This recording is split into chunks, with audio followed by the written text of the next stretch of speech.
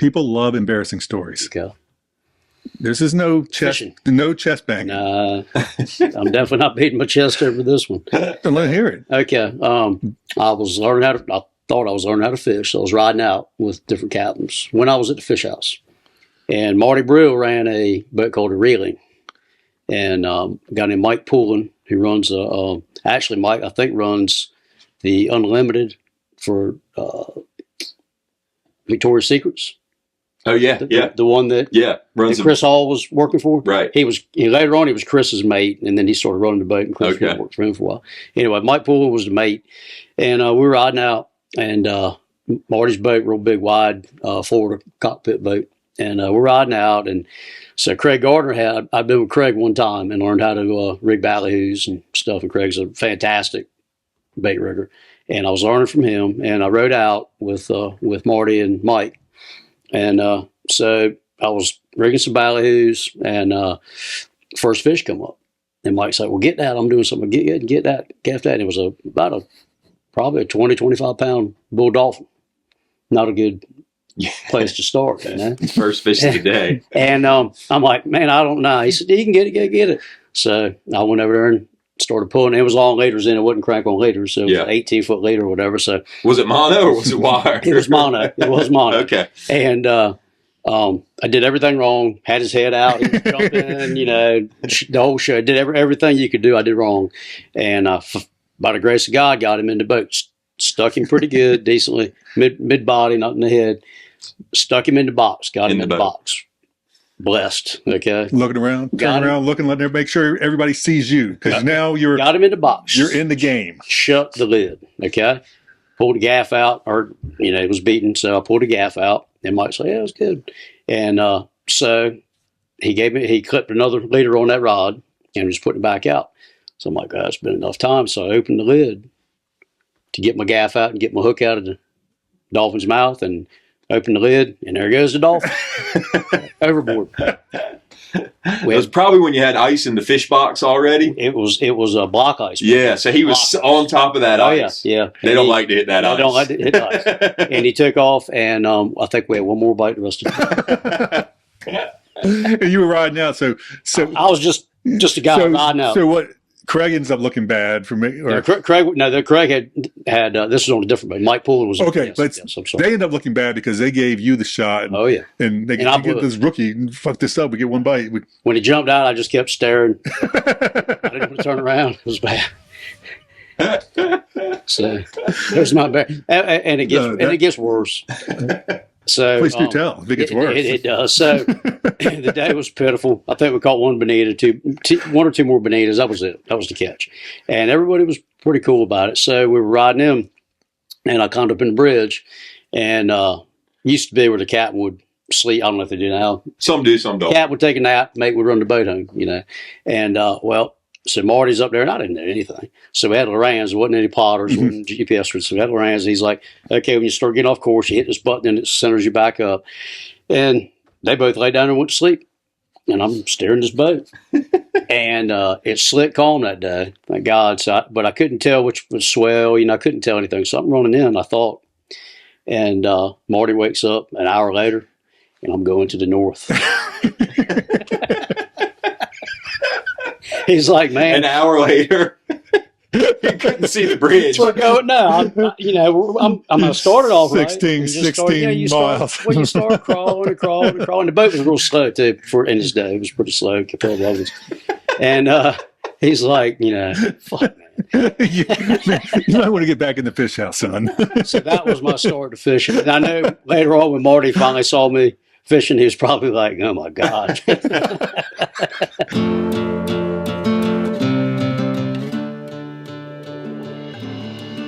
Misguided Fishing Podcast, supported by TW's Bait and Tackle, Captain Frank's Hot Dogs and Fine Sandwiches, Ballastol, multi-purpose lubricant, and Outer Banks Distilling, purveyors of Kill Devil Rum. And now, Misguided. Let's roll. What do you want to start with? No, first thing we're going to start with tonight is this is not about you. Okay. It's not about our guest last week. Our guest last week asked us at the end of the show, and that, can we have him on again so he can actually talk a little bit? Because Jack wouldn't shut the fuck up.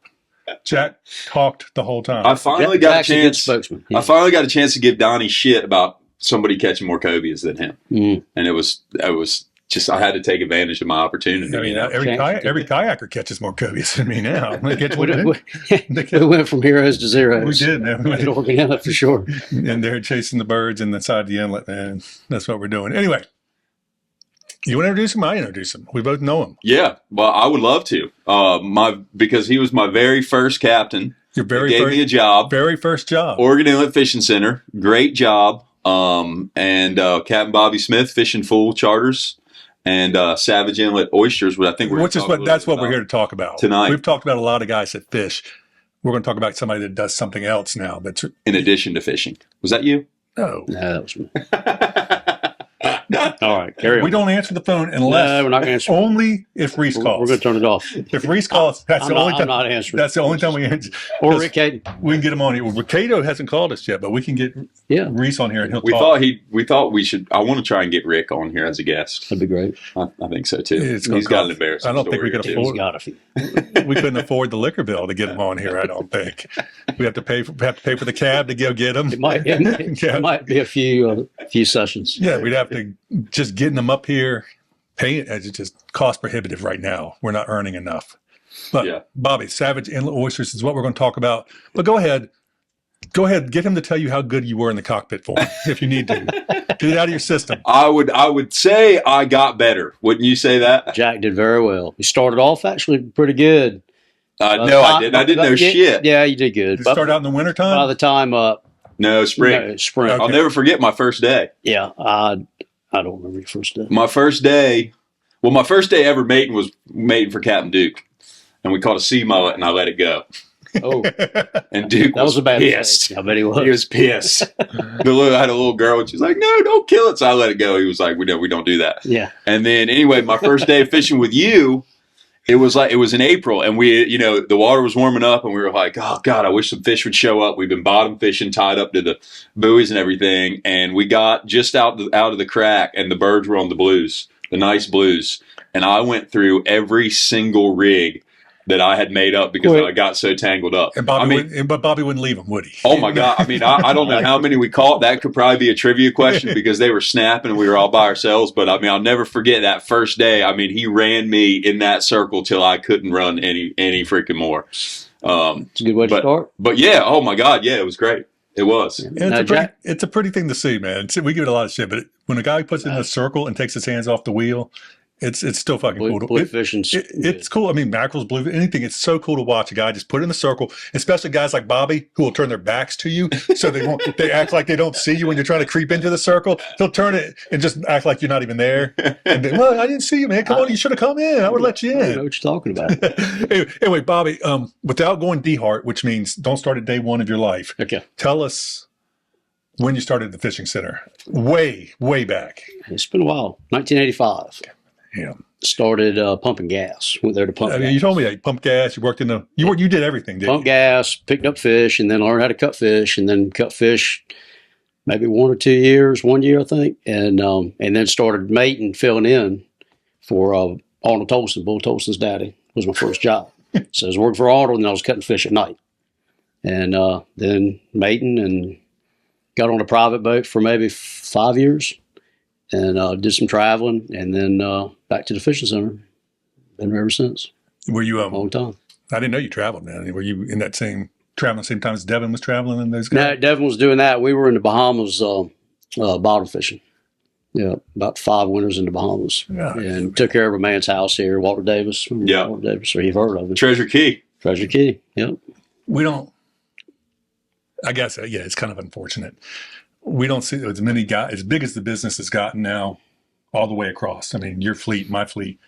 We don't see guys that started at the very bottom, got excited to get their first job riding out with somebody, man, and then traveled to try to get better at it. And then in the winter, I think the first year I was there, I was fueling up boats, and Bob Crossway said, "What are you going to do this winter?" I said, "Man, I don't know, but I got to work." So I started building boats with BC. that first winter also. So in the wintertime, we built boats, and summertime, we fished. Definitely don't see that anymore. Nah. nobody's working in a boatyard, especially for free anymore. Nah. Yeah. But they're not, they're not building charter boats anymore. Nah, You know what I there's mean? a whole Like, other level now. Yeah, You were building BC a boat, right? We were More or building less. BC a boat in 5.5 or 6 months from a pile of lumber to like the Skilly Gal, that class of boat. Yeah. Yeah, in 5 or 6 months. And with 5.5, 6 months. nothing like now, all by eye, things like that. BC set it up. He was an animal. There was 5 of us: David Swain, Mhm. Bob Crosswaite, Tom Crosswaite, and myself and Mike Andrews some. And by Easter, we were putting outriggers on it, rod holders. Done. Pretty amazing. It's really cool, man. You just We busted. you don't see it. Nah. But all right, you've been around forever, and you've done a lot. You've seen the highs, which I was fortunate enough to be there. We don't talk about it very much on here. That's one of the rules. We don't talk about the winter We don't talk time. about Yeah. when we all bought houses and we're doing it. We thought we were living large. We found out how to make money fishing 12 months out of the year. Yes, it was good. Yeah, we don't talk about it. Though. That's a good thing. That's also Good thing not to talk we about. don't. Well, it's like, I feel like I would still be, if we were doing what we used to do, me and you would still be together. Good chance of it. You know what I mean? Yeah. You know? But I mean, back to Jack. Just so Jack started off, I remember being fine. Not great, fine. And by the time he got done, he was very, very good. The rock fishing, you had to be. I mean, it was a lot of fish. You don't know this, but I think the day the rocks showed up back here in 2010 was one of Bobby's happiest days because I was working for him. And they showed back here, and he said, "Go ahead, get back on your boat and go run some trips." I mean, that's the whole deal with those things that were heavy and trying not to get them tangled. It was confusing. A lot of fish coming in. But I think he was pretty excited. He was happy to see me get back on my boat and go fishing. That's not true. We took the boat. Remember, we took the boat from here up to Virginia Beach. Yep. We caught him on the way up. Yep. Just you and I. We fished Virginia Beach the next day. Took a skunk. Yep. Got in the boat, came back down and caught him at duck the next day. It kept on coming. It kept on coming. Got back in my car. We took everybody. Took everybody back to Virginia. did you really? And then, I moved everything. I had moved everything in the condo. I moved everything back out of the condo. yeah. We fished one day up there that year. Well, I mean, I remember the last year because my second winter we went, and day one we freaking crushed them. I mean, we caught it was like, oh my God, game on. And we never caught another fish. Yep. And we ran some trips. We were like, we were like, damn it, these things, we had to try and make some money that winter, you know? So and we're not going to talk about it. it was sad. The last thing I'm going to say is I had a guy today that fished with me back then. And Wow. the last trip I had up there when we were 30 miles off the beach, catching them on birds, and he just 30 miles. 30 miles. You were 30 miles off the beach. Yes, sir. Wow. I never did that. That was 2012. I had like 3 trips. Yeah, we always caught them inside the 3 mile. I mean, I didn't keep them. Yeah. We were a catch and release boat.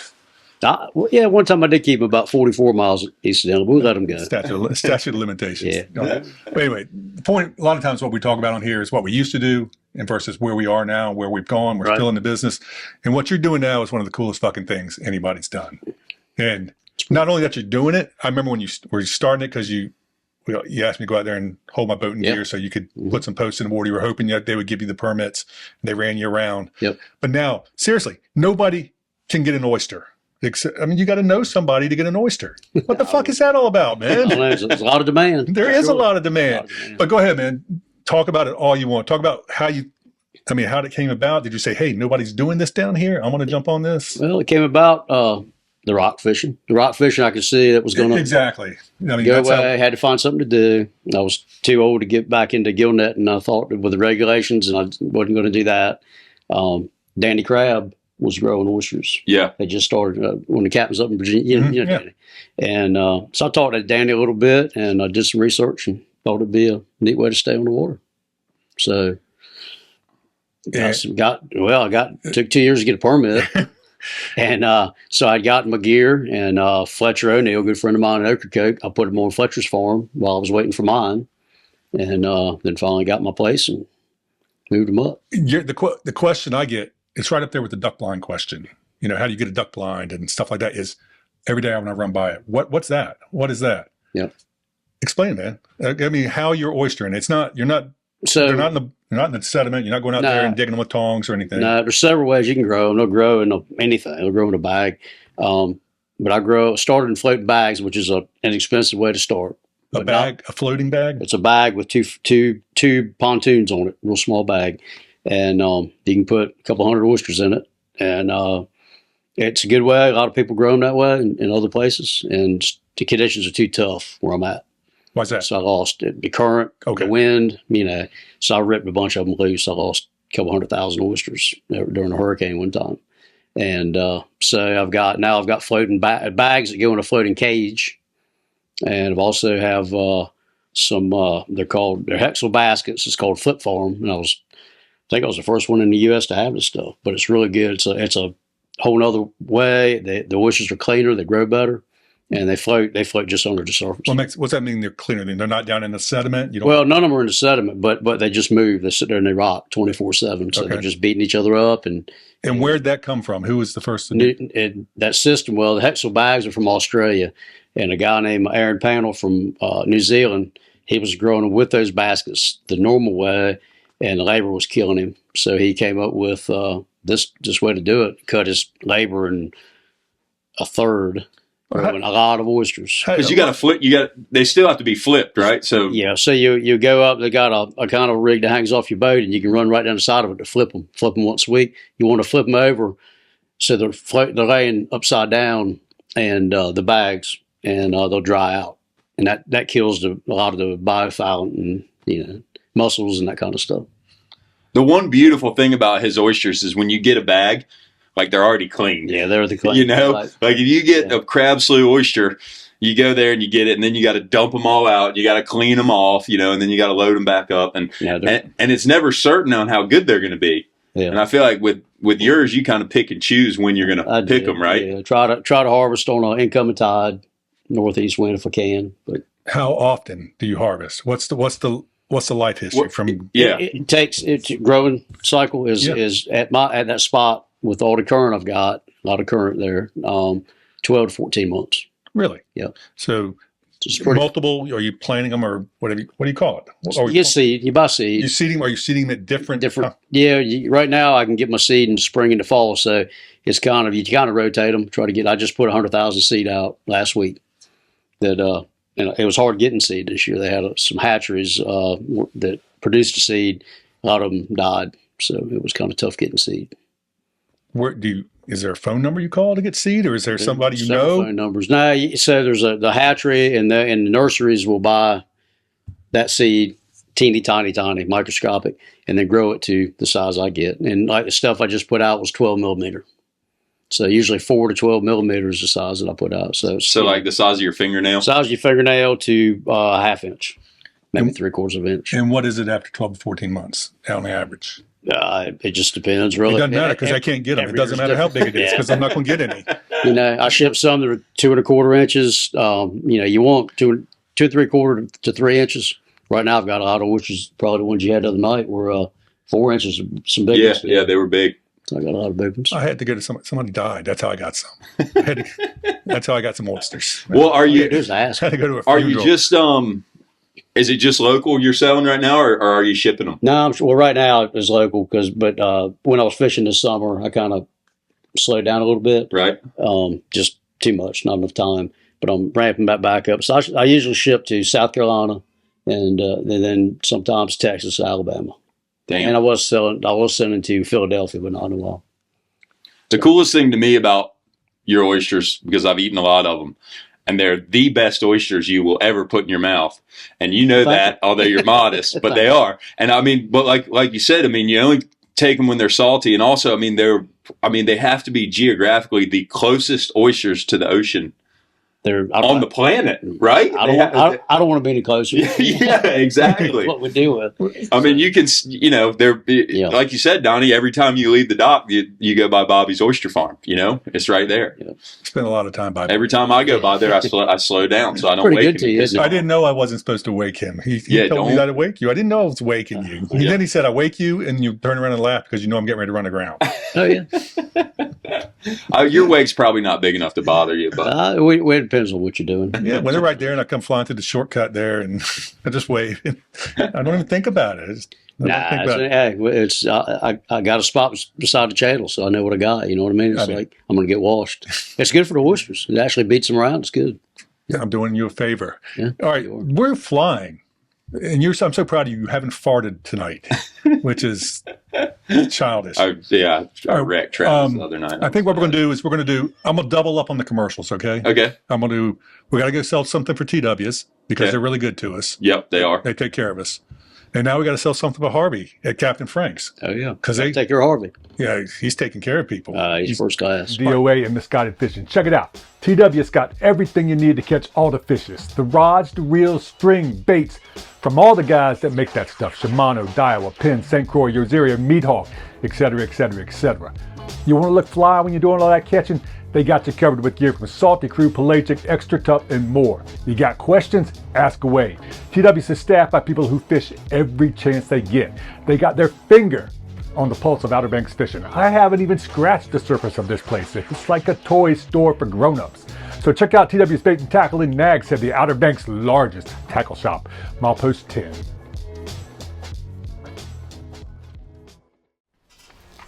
You think we know dogs? We don't know dogs. Captain Frank's? Yep, that Captain Frank's, the iconic hot dog restaurant on the Outer Banks, knows dogs. There is nobody else that comes close. Captain Frank's has been a local landmark since 1975. That's like 350 years in dog years. They have over 15 styles of hot dogs on the menu. If the dog isn't on the menu, they can make it. If you've had enough dogs this week, try the fried chicken sandwich, homemade chili, or chili cheese fries. If you go hungry, don't look at me. Captain Frank's Hot Dogs, Milepost 4.5 in Kitty Hawk. They know dogs. And now, back to Misguided Fishing. Bobby had to live with me. Yeah, that was all y'all in the frat house. He's a good cook. He's a poor cleaner upper, but did he live at Donald's? No. Okay. No, that was when the condo at 4th Street. Were you with Did you live at Donald's? 1 year. Me and Rick lived up there. Me, Rick. Was that the thing with Reese and Kane? And Reese came and stayed. Kane and I had Will Spence with me. It was a show. God. Will back in the day. That's a whole other. It's another story. That's a whole embarrassing. Yeah. Great guy. We'll have to ask Will if we're allowed to talk about that. Great guy and hard. But Will will come on and knock me out once or something. It's kind of, I was pitiful because it's like that's the first year, that first winter, I was so scared of screwing up. I mean, I didn't even have a beer at night. You know, like I went home. You didn't go to the and went right to bed. Bobby never saw me show my ass. I don't think one time in that. Maybe a different. There was enough guys showing their ass. Yeah, enough guys from different places. But a lot of ass. Yeah, I was up at 4 a.m, like getting to the boat. You know, like I was like, he's gonna think I'm a good mate. Yeah, I know. I was up early as shit. Yeah, man, so long ago. Screwing up. So long ago. It was good times, though, man. It was even when it wasn't good. It was good. It was, man. It was. We saw something special. Yeah, we did. We're not talking about it. I'll start crying. Going, man, I was so broke. I went so broke so quick. All right. Trivia question. We have to do 2 every week now. All right. Okay. Which means I'm going to let you talk again. You get to tell another trivia question since you had one last week, and we're going to do the sequel to that, but not first. Okay. Let's go with Bobby. Bobby, you got a trivia question? As many stories you have, as many things you've done, I'm sure you have something you can ask people that gives something away. Let's see. Oysters. Okay. Fishing. Whatever you want. It's your world, brother. How many gallons of water a day does one oyster filter? That's a good question. Somebody should actually get it right, too, instead of just spraying and praying. Yeah. We'll get somebody to get on Mr. Google and find it. How many gallons of water goes through an oyster every day? How many gallons does an oyster filter? That's what they said. People smarter than I, but that's what they tell me. People that go to college for that. Yeah. All right. That's one. That's for gift certificate from TW's and Ballastall gift pack. Ballastall sponsors this, too. Cool. You need some? I got some. All right. And... Am I doing one now? Yeah. Right now? Yeah. All right. Well, I better make this a big, long, drawn-out thing. So, make it quick. All right. So, last week's, my trivia question was, I went my first time longline and first ever longline trip. We were out for 4 days, filled the box up, came home, and how much money, what was my check? I think that was the question. Yeah, right? You're drawing it out. Yeah. Let's get it. Do I need to give the answer? No. Okay, somebody got the answer. And then so the very next trip was we were at sea for 11 days. What was my check for those 11 days? So a person could infer that maybe you made more. They could infer that. We were out for 11 days. Yeah, we went hard. Almost 3 times as long. Yep. That's math. Yeah. All right. Almost. Send the answers. You know how to do it, man. And we're on it now. All right. We got trivia questions out of the way. All right. Let's get back to oystering. Okay. If that's all right. You're not just satisfied with what you got. You're trying to expand the operation. Yeah. Still Savage Inlet? Savage Inlet. Just expanding. Yeah. Multinational corporation. I don't think so. What are you doing? How's this going to play out compared to what you started? I mean, you know a lot already. Yeah. You've learned a lot. When did you start? 8 years ago? 6. Okay. 6. But anyway, you've been doing 6, yeah, 6. So you've learned quite a bit. Yeah. You feel like you learned some things you can do now that you didn't know back then? Yeah, I did. And different gears evolved. The gears evolved. Like that stuff from New Zealand is great. There's another kind that is basically a pontoon boat with racks on it. I think you saw it at the park. Yeah. And it holds 96 bags. And you sink it down on the bottom and it grows. You sink the pontoon sink boat? the whole works, the boat, to everything. Sink it right on the bottom. We got pontoon boats running charters now in our fleet. I mean, why would you want to sink it? Well, if you want your oysters to grow, they got to be in the water. And then you use a blower. It's the way the pontoons are rigged up, and you hook air to it, and it pops back up to the top. No way. When you want to harvest it or clean them or whatever you want to do. Where'd that come from? That's from Louisiana. Some guy that's much smarter than I. It's simple. It's the simplest thing you'd ever dream of. And he had it in his head. He was actually a shellfish biologist for 38 years. And he started tinkering with this stuff. And so I got 2 of them. I'm leasing them right now just to try them. I've got them out there. They're right there. You see the pipes? You got so much stuff out. I have no idea what I'm looking at. You got black stuff that floats. You've got red buoys. You've got poles. I try to stay away from any of it. Yeah, just don't cut my lines. I stay. No, I stay. A lot of money sitting. I stay away from a lot of expensive gear. My question would be: speaking of embarrassing stories, are these pontoons going to be easier than the last time we sunk a bunch of pontoons? If we knew what I know now with that, it would have been a lot easier. Yeah, that was a mess. Hurricane. What? Oh. I was helping him. We were sinking him for hurricane. Dave's Dave. Jack's a great swimmer, diver, and he's pretty good at that. So I was in shape at the time too. Yeah, not so much. He was helping me, Yeah. and we sunk him for a hurricane, and it didn't turn out very good. my gear is supposed to be. They sink them up in. They're from PEI in Canada, and they sink them in the wintertime for the ice. They sink them on the bottom, take the caps off, and the theory is that we're good for hurricanes. So there was a storm coming, so we sunk them. The theory is in a place like mine with all that current. Yeah, exactly. So they rolled over. Do you remember? I remember 90. What was that? 93? No, not 93. 03. What was that? Isabel. Yeah. When I went out with Frenzy and we went and retrieved the crack buoys that were up there by the Sandbag Highland. Yeah. Man. Oh yeah. Yeah. They go, man. They go. Yeah, there's a lot of current here. Well, you found one of my.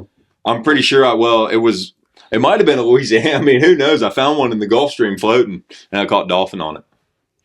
He didn't bring it back. He couldn't get out of this show without making it about him. And I sent Bobby a picture of it, and he said, "Why didn't you bring that damn thing back?" So where you're going now? How big are you trying to expand the operation? Not big. I'm too my age. I don't want to go too big, but I'm now attempting to get a couple more locations just to see how they grow, if they grow better or worse. And at different times, this last year, some people have lost a lot of oysters down in Hatterson. A lot of them have died. Why's that? They don't know. Okay. Salinity supposedly too high. Well, I didn't think we'd have. I mean, it only goes at certain. And it only goes so high. It doesn't go any higher. I know. Well, I've had them in the ocean before, and they lived. So that's where it goes. Something's happening. Some guys in Hatterson also. I mean, that's interesting. So I'm just for the future, Interesting. And one of them actually is going to be near Crab Slough. So it would be a legitimate Crab Slough oyster if I can get it. How about that? Have you seen that? Where they are? You don't get back there very often. What his? Yeah, his new the new ones. No, I'm trying to get. Well, there's a certain person that has seen them up close and personal. he didn't realize how shallow they were, or how shallow it is there, and he he went really close to him. Yeah. And kept going when we don't say his name. Okay. We get yelled at. He was a previous guest on the show. Previous guest might have been talked about before, but not going to go there. But anyway, you're expanding, and you've got a couple guys that work for you. I did. Russell's been with me. Zoe started out with me, my daughter, and she was fantastic. One of the best mates I ever had. She was awesome, and she went on to do bigger, better things. Serious job now, and she's a PA. And so Russell came on when she got off. Russell's been with Devin for 15 years, I think, forever. Yeah, long time. And when you hire Russell, you're stuck with him. it might be. And so Russell's a big help. Yeah, he works on the boat with me now, and works on the oysters. And I just got here just in time today. We went through him and Ian Johnson helping today, and so us three went through about 6,000 oysters today, cleaning barnacles off and sorting them and all that kind of stuff. And you went out and got them, or you went out and got them this morning. We call it harvesting. Is that what when harvesting? Did you harvest these, or did you just put them back in the water? We'll put them back tomorrow. They're drying every night, and we're going to put them back. Yep. So part of the job is you go clean, make the oysters pretty to sell. When they're not with the ones that grow barnacles and stuff. They're not. They shouldn't if you take care of them. Right. Cages, but sometimes it's busy and you don't Summer gets flip away everything, from you. So now we're cleaning barnacles and spat and stuff on some of them, and some are great, some are clean, some aren't. Right. So we've been cleaning today. So it's a lot of work. Sorting, it is a lot of work. It's I've done. It's a labor of love. Sometimes it's like being married. Oh man, it's one of the coolest things down here. Is you have a product that people want. Seriously, and I'll tell you, and you sell out. You just go ahead and say it. Say you sell out every time. I do. I do.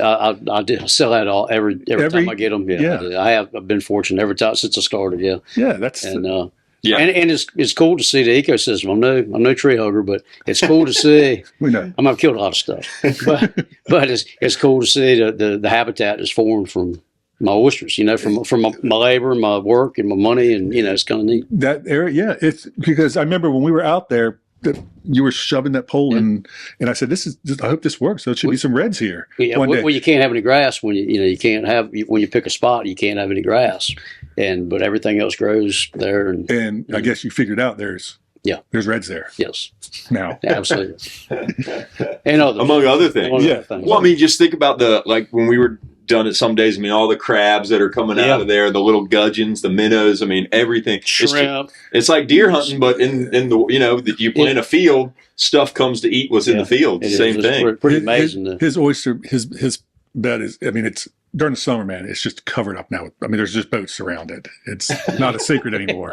No, it's not. I mean, it's not a secret. Everybody that has, we find a lot of jigs and man. I mean, there's guys casting towards the bed. There's guys all around it casting. But that's good. That's cool. As long as But it's cool, like you said, the habitat, the ecosystem, what it's done. Yep. Really cool. You're gonna find somebody stuck in it one day. Well, I'll tell you another quick story. So Jason Sneed. I mean, not Jason Sneed. Oh man.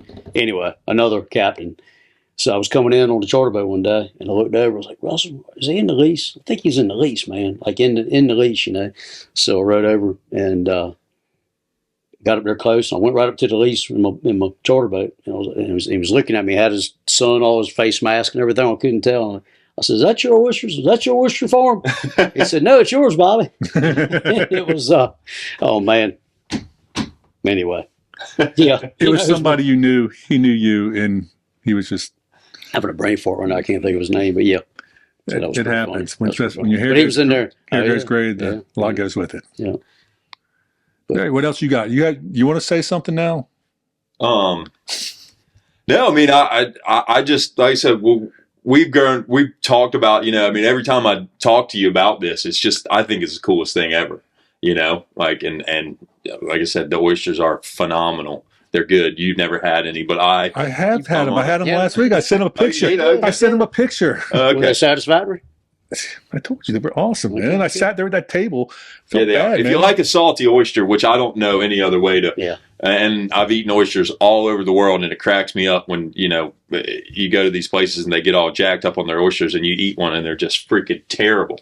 And oysters and shrimp, right here is the best in the world. Good seafood for sure. For the most part, Yeah. I'm sure the ones in PEI when you go up there are good. They're good. Everybody thinks they got the best oyster. Yeah, and every location, those customers think that they're the best. Maybe that's how you grow up, and maybe it's just the oysters you eat growing up. Maybe I don't know. Well, what's the chance that your oysters are going to be sold at the new restaurant at the fishing center? Pretty good. Yeah, 99%. I might be able to get an oyster there. I think you can.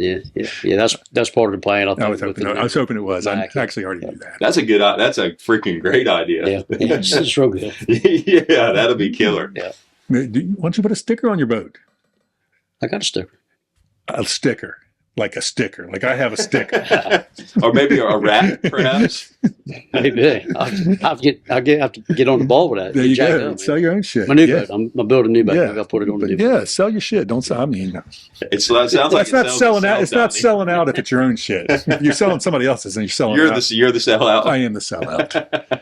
All right. Thanks, man. I'm stoked. I know you were apprehensive and kind of nervous to come on here, but it's nervous. A really, really cool topic.